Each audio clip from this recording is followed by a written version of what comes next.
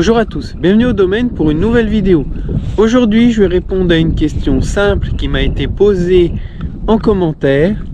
Comment on fait pour savoir qu'un pied est mort et bon à arracher?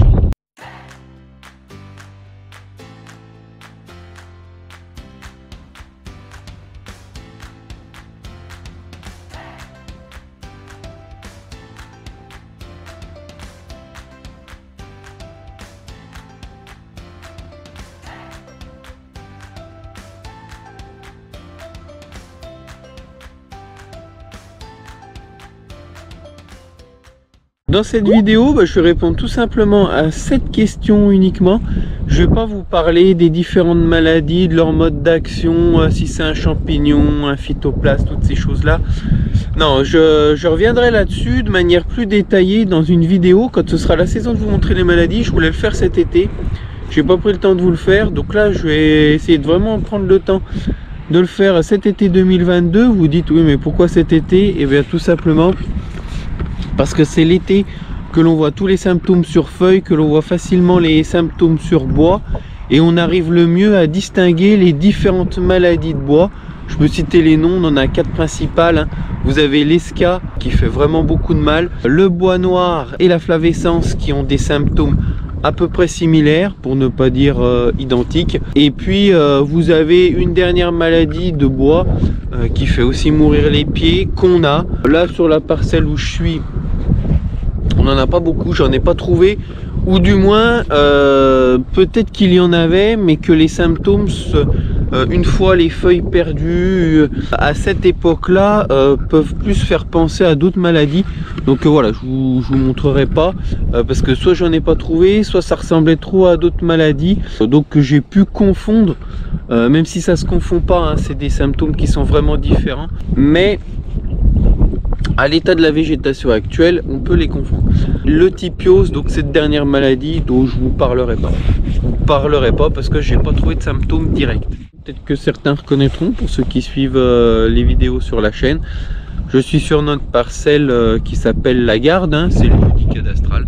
Sur la commune de Plotte, je suis venu ici pour vous faire cette vidéo parce que j'étais sûr qu'en une matinée de taille, même pas en une matinée, en 1 heure de taille, je savais que j'allais quasiment vous trouver les 3 principales maladies, parce que ici on sait pas trop pourquoi on a un fort développement, notamment de l'esca, hein, c'est l'esca qu'on a le plus, et puis le bois noir ou peut-être flavescence. Bon, j'ai eu des analyses de fait sur cette parcelle là cette année, il n'y a pas eu de flavescence qui est ressorti, donc je pense que c'est majoritairement du bois noir, mais peut-être qu'il peut y avoir quelques pieds de flavescence qui n'ont pas été prélevés, parce qu'on ne peut pas prélever tous les pieds qu'on a repérés.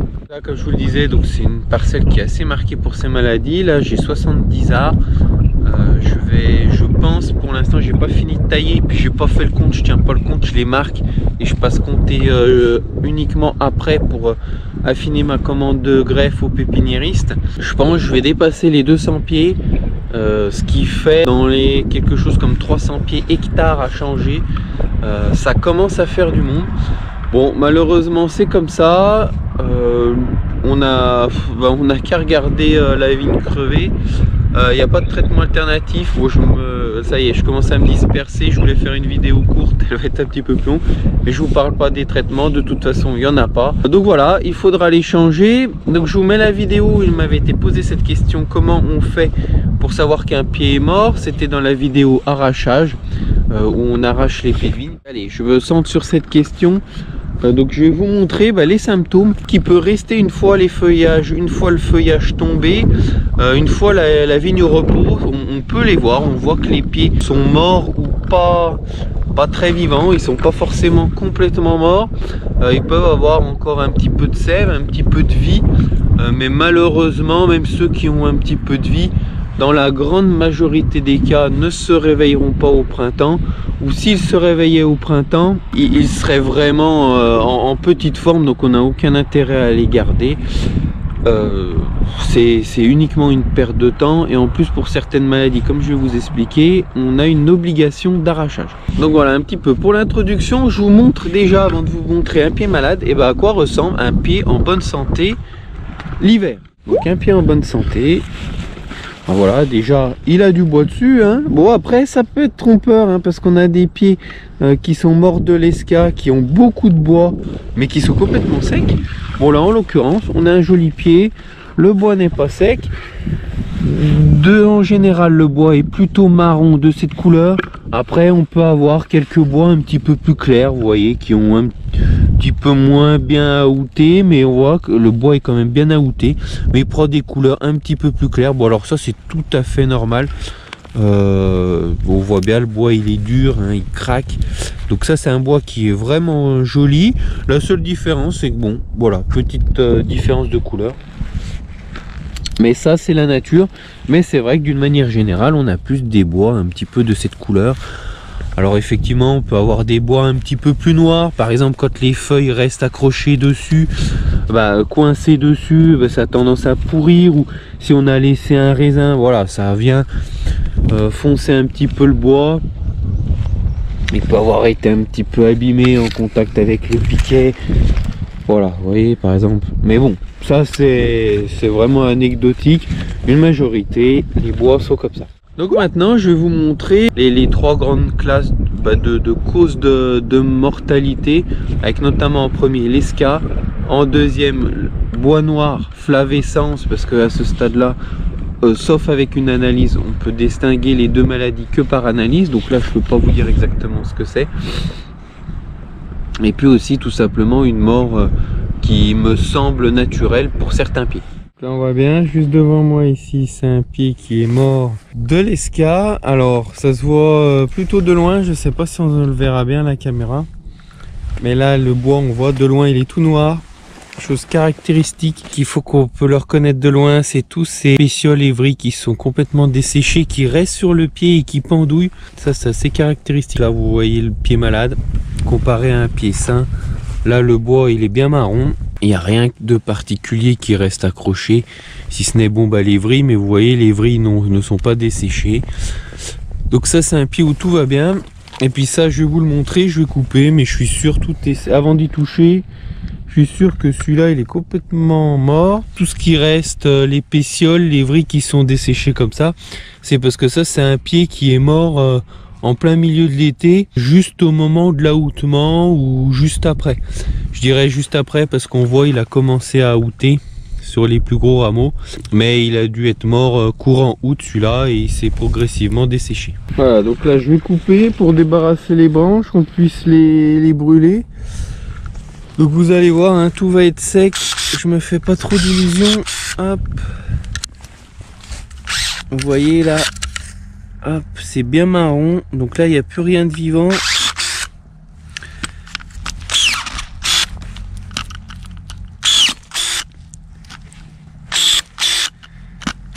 Voilà.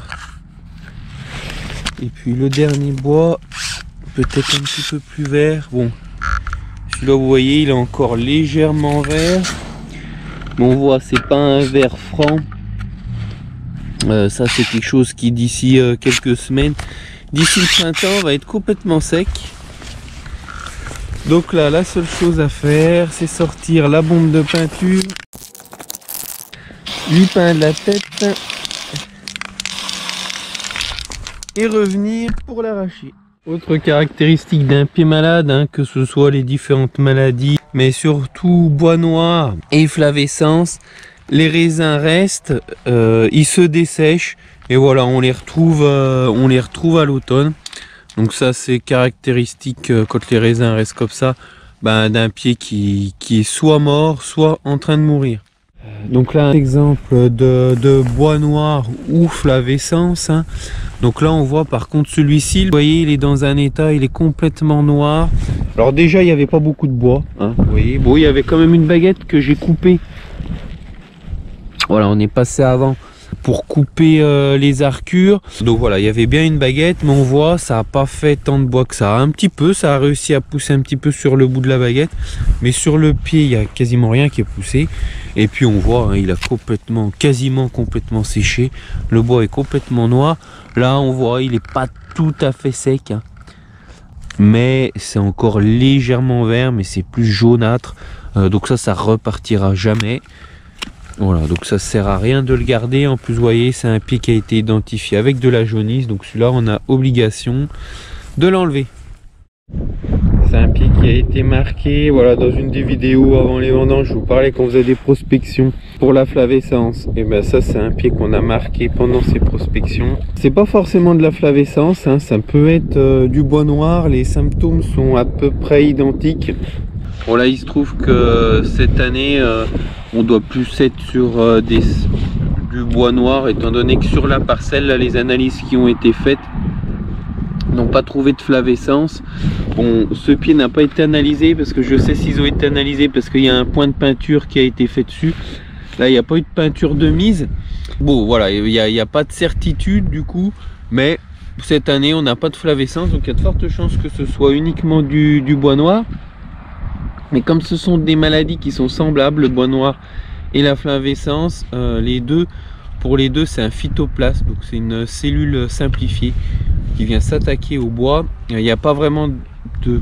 C'est très difficile de les différencier, si ce n'est par analyse, hein, vraiment à l'œil.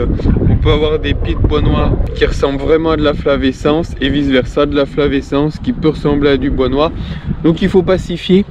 Donc réglementairement parlant, à partir du moment où on a identifié un pied comme ça avec des symptômes de flavescence ou de bois noir, comme les symptômes sont semblables, on a l'obligation d'arrachage.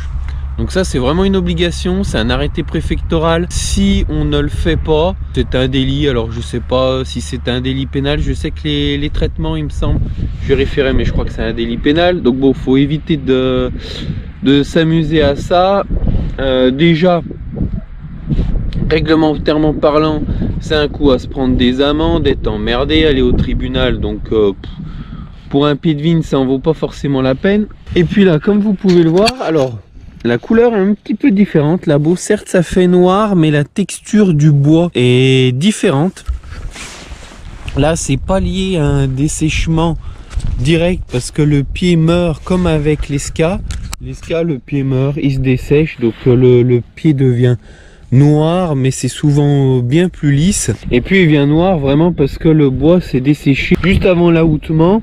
Donc étant donné qu'il n'est pas outé, il ne devient pas marron comme ça, mais il devient noir. Bon là, je sais pas si on va bien le voir à la caméra, mais c'est un peu texturé, c'est un peu bizarre façon de parler.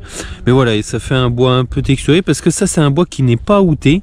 Ces maladies-là, bon, je reviendrai sur les symptômes dans une autre vidéo, mais elles se caractérisent par trois symptômes principaux. C'est une coloration jaune des feuilles, un enroulement des feuilles et un non-ahoutement du bois. Et même de temps en temps, même régulièrement, le bois peut être un petit peu, il s'arrondit quoi, il fait pas des pousses bien droites comme ça. Voilà, il a tendance à ne pas bien se tenir, à faire des choses plus arrondies, plus recourbées comme ça. Donc là, bon, en l'occurrence sur ce pied, on n'a pas le symptôme de bois un petit peu arrondi qui s'affaisse, mais on voit bien le bois est pas outé, c'est boursouflé. Dedans, vous voyez, c'est pas un vert franc, hein, c'est un petit peu jaunâtre. Alors c'est pas sec comme avec l'esca, hein, il est pas complètement mort. C'est un vert jaunâtre, donc ça, de toute façon, on n'a aucun intérêt à le garder. Certes, on est obligé réglementairement à l'éliminer, mais de toute façon, vu la couleur du bois, je ne suis pas sûr que les bourgeons qui restent soient viables. Si je le laissais, il y a de fortes chances que ça finisse par complètement se dessécher et que le pied crève. Et en plus, si on laisse ce genre de pied, c'est une source de contamination. Parce que le phytoplasme est dans le pied, il va être amené à se reproduire et à se disséminer sur d'autres pieds. Donc le but, c'est de l'arracher tout simplement pour éviter la reproduction de ces maladies. Donc là on le voit, hein, le pied n'est pas forcément mort en lui-même, hein. Là on avait un bois qui est à peu près normal, qui est même normal, hein. Voilà. La couleur du bois est normale, l'intérieur quand je coupe est normal, mais étant donné qu'il est contaminé sur les deux côtés du pied, de toute façon il n'y a rien à espérer d'un pied comme ça, donc on l'arrache tout simplement. Dernier cas ultra simple, là on le voit, bon alors ça, je sais pas si c'est de la maladie, je pense pas qu'il soit vraiment mort de maladie. On voit, ça fait plusieurs années que je le taillais comme ça. Donc ça c'est plutôt de la dégénérescence, hein.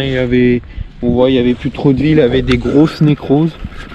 Vous voyez, donc là il est là on voit bien sur toute cette partie du pied là, il n'y avait plus de vie. Donc ça c'est plutôt un pied qui est mort, je dirais plutôt naturellement, hein. Toujours difficile de le savoir. C'était peut-être de l'esca un petit peu caché qui ne l'a pas fait mourir d'un coup, ça arrive. L'esca, vous avez des symptômes un petit peu foudroyants, le pied il est joli et d'un coup il meurt, en quelques jours le feuillage sèche et c'est fini.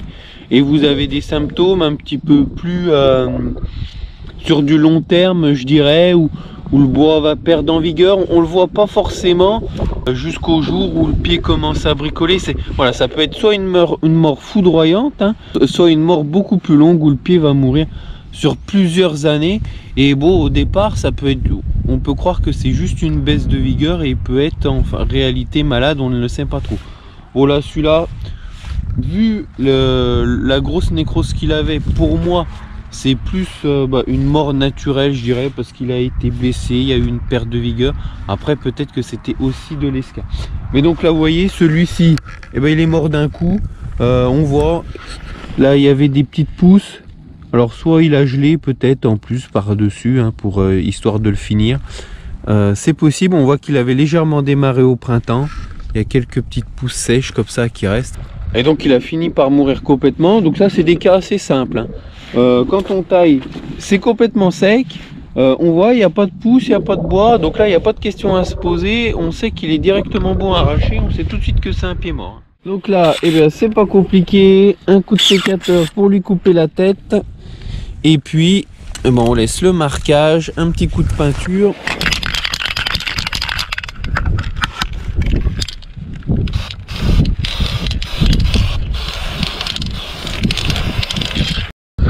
La rubalise et la peinture, on est sûr de ne pas les rater.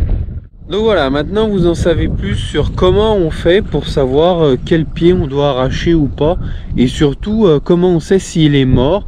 Alors on n'arrache pas forcément uniquement des pieds morts, hein, vous voyez, certains sont encore un petit peu verts, mais soit ce sont des pieds qu'on a l'obligation d'arracher d'un point de vue réglementaire, ou soit on le voit, ça se voit quand on est devant le pied, c'est un pied qui ne pourra plus donner grand chose et qui est bon à arracher. Donc j'espère que cette vidéo vous a plu, n'hésitez pas à poser vos questions en commentaire. À la prochaine au domaine.